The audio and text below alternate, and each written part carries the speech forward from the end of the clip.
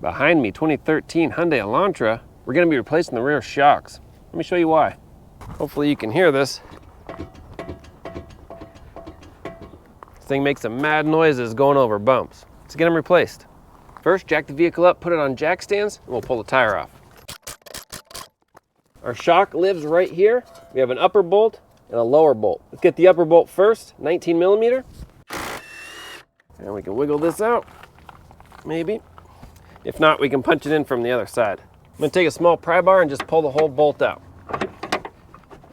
There we go. A little more.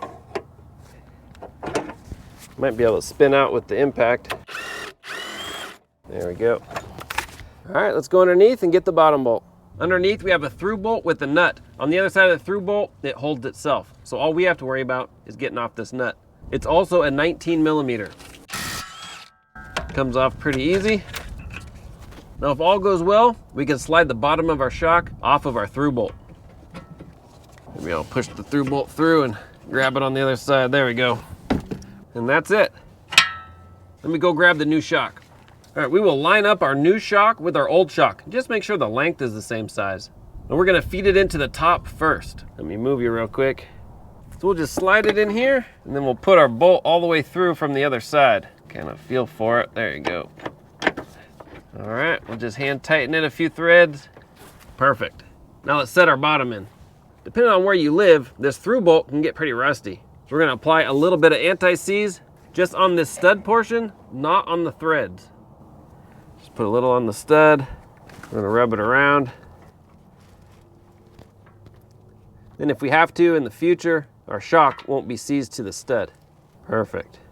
Now mine came out really easy. They're not always this easy. If you need, they give you a spot on this through bolt to hit it with the hammer on the tip here. That's a special tip just for that if you need a little more force separating it from the shock.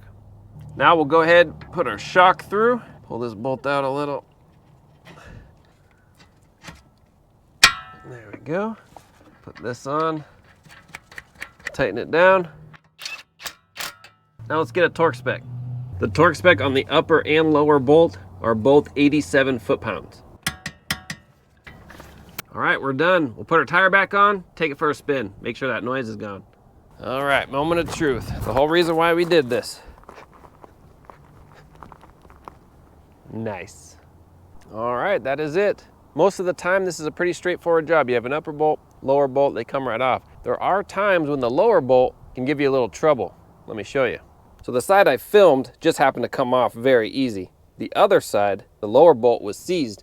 So what we ended up doing, we cut this off on the lower just so we can get it off of the stud.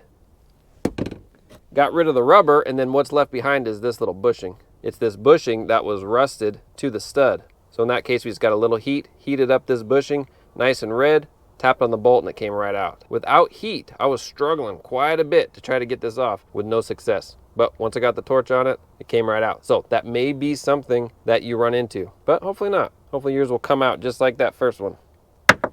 The parts will be linked in the description. If you have any questions, comment, post down below. Thanks for watching. See you on the next one.